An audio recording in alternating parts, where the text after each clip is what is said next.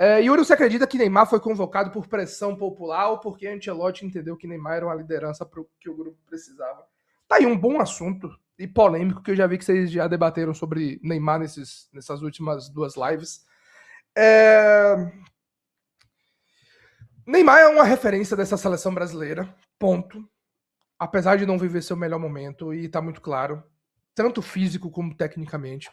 Eu acho que a convocação de Neymar passa por vários aspectos. Um deles, falaram isso em algum programa, alguma live, alguma coisa, e eu concordo. Eu acho que tem muito de unir o povo brasileiro. Que por mais que vocês achem, unir. Porque assim, o que a gente vê em rede social é uma coisa. O que a gente vê nas ruas é outra coisa. O que a gente viu no dia da convocação de Neymar, a comoção, todo mundo ligado, todo mundo atento para ver a lista, todo mundo querendo saber, criança, jovem, idoso, e vídeo que roda, assim. Eu acho que passa um pouco por isso, pela união do povo brasileiro, de todo mundo junto do mesmo objetivo. Acho que passa também pela confiança do Ancelotti, do que ele possa render em algum momento, entendendo que ele não vai ser titular dessa seleção brasileira, mas não consigo acreditar que passa apenas pelo futebol, essa contratação, essa convocação do Neymar, por mais que ele tenha mais condições, tem mais gols que todo mundo nessa seleção brasileira, mas enfim. Ele preferiu apostar no Neymar do que apostar em um outro jogador que ele viu vários nesse ciclo. João Pedro é um exemplo deles, o Pedro, enfim, entre tantos outros atletas. Então, eu acho que passa muito mais por isso a convocação do Neymar. Agora, se o Neymar tiver minimamente condições de jogar a Copa do Mundo, eu acho que ele pode ajudar. Talvez não como titular, não como titular com toda certeza. Mas coloca esse celular para carregar. Mas tem um poder de decisão que eu acho que falta nessa seleção. Eu acho que muita gente dessa seleção treme na hora de decidir, na hora da cara do gol, na hora de, sabe, de fazer o gol. Eu acho que muita gente dessa seleção treme. Então, assim, se ele tiver em campo com a bola para fazer o gol, eu acho que ele vai fazer o gol. Eu acho que entrega um elemento diferente, eu acho que entrega um respeito dos adversários, assim, diferente. Enfim, ver como vai ser essa recuperação. Não me incomoda a convocação do Neymar, não, para ser muito sincero. E chegou um determinado momento que eu comecei a ver a seleção brasileira, ver as opções que a gente tinha, ver a galera que vinha sendo convocado e que não fazia nada absurdamente diferente, nada, sabe? Então, assim, chegou um momento que eu aceitei a convocação do Neymar e, entre tantos que estão por aí, tiveram chances e que não foram capazes de decidir, ok. Um que eu acho que tem capacidade de decidir nessa seleção brasileira e que eu espero que tenha oportunidade de ser titular é o Endrick. Eu vejo no Endrick a capacidade de decidir, de não tremer na responsabilidade. Se a bola estiver no pé dele e de frente pro gol, ele vai fazer. E se ele não fizer, não vai baixar a cabeça, vai ter uma segunda chance e vai fazer o gol. Então, assim, no Endrick eu vejo essa capacidade de decidir, mesmo sendo muito jovem. Mesmo a amostragem do Endrick não sendo tão grande. Eu consigo ver no Endrick essa capacidade de decidir que eu não vejo no Rafinha, por exemplo. Yuri, mas no Barcelona o Rafinha é um cara que faz não sei quantos gols, que dá drible, que chama a resposta. Ok, no Barcelona. No Barcelona. Na seleção brasileira, eu não vejo o Rafinha chamando essa responsabilidade de decidir. No Vini Júnior, muitas vezes eu não vejo essa capacidade de decidir.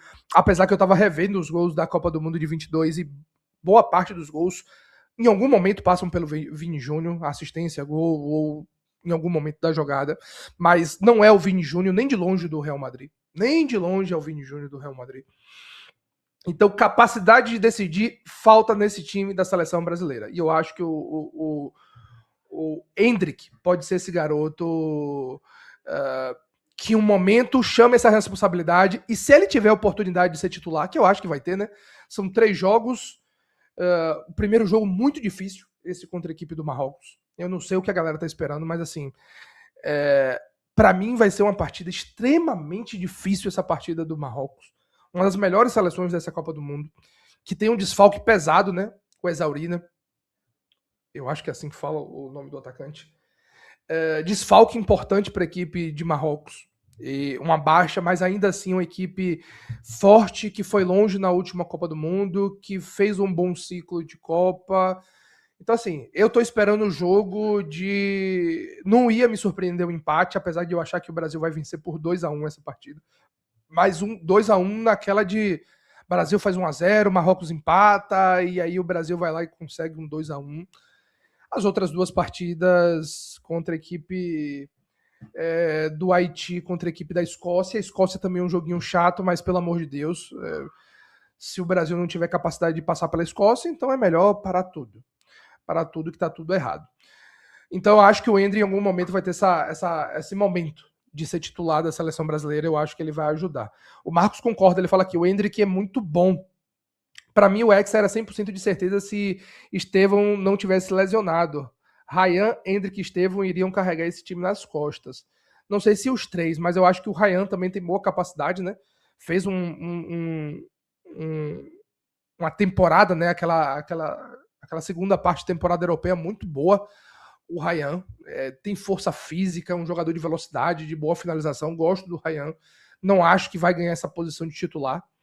O Hendrick, eu acho que pode acabar ganhando essa posição de titular. Eu vi que o Ancelotti até treinou com o Paquetá de novo entre os titulares, né? Então eu acho que ele vai em um 4-3-3 mesmo. Então eu acho que o Hendrick pode acabar ganhando essa posição de centroavante, essa vaga do Igor Thiago em algum momento. E outro que eu acho que pode acabar ganhando essa vaga durante a Copa do Mundo é o Danilo. O volante, tá? Porque o Danilo lateral, eu acho. Eu só não tô mais confiante para essa Copa do Mundo, não sei vocês, por conta das laterais. Eu acho que a gente tem problemas graves nas laterais que, assim, poderiam ter sido solucionadas de tantas outras maneiras. Que a gente fala tanto do Luciano Juba que, assim, ver o Alexandre e não ver o Luciano Juba é um pecado. Mas, assim, pô, se não fosse o Alexandre, fosse ou que não fosse o Luciano Juba, que fosse o Kaique, que fosse até o menino do Corinthians, que para mim é muito mais jogador hoje do que o Alexandre, apesar que eu nunca gostei do Alexandre. Na direita tinha um menino da Fiorentina, o Dodô, bom lateral, bom jogador. Então, assim, melhor do que o Danilo, que não tem condição nenhuma de ser titular. Eu não tô confiante para essa Copa do Mundo por conta das laterais. Meu problema com a seleção é as laterais. As laterais, a defesa é muito ruim também. Eu não acho. Eu não acho. Nossa dupla de zaga é uma das melhores do mundo, pô. A gente tem, para mim, o melhor zagueiro do mundo hoje, que é o Gabriel Magalhães. Fez uma temporada absurda, apesar do pênalti perdido na Champions. Absurdo. Tem o Bremer, que eu acho que não é um zagueiro ruim. Pelo contrário, eu acho que pode agregar nessa seleção. O Marquinhos parece que na hora H também é outro que sente a responsabilidade, mas é outro baita zagueiro, bicampeão do time, do melhor time da Europa, né? Bicampeão da Champions, do melhor time da Europa. As laterais é o nosso problema. O Alisson, eu sinto no Alisson, às vezes, a falta de ser o goleiro milagreiro, mas não é um goleiro ruim, o Alisson. Mas eu sinto falta de ser um goleiro milagreiro, aquele cara que, na hora que tudo deu errado, o Alisson vai salvar. Não. Eu sinto falta do Alisson nisso, mas não acho que o Alisson seja um goleiro ruim, longe disso. Para mim é um bom goleiro que a seleção tem. Então, uma boa dupla de zaga com banco, um goleiro ok para cima, nota 6 para 7, 7, vou até ser mais justo com o Alisson, para mim é um goleiro 7 o Alisson, mas não é um goleiro 8 ou 9 para mim. Meio de campo, Casemiro é o melhor que a gente tem, apesar do Casemiro não viver seus melhores anos, vem de uma boa temporada no United, mas muito mais ofensiva do que defensiva, o Casemiro.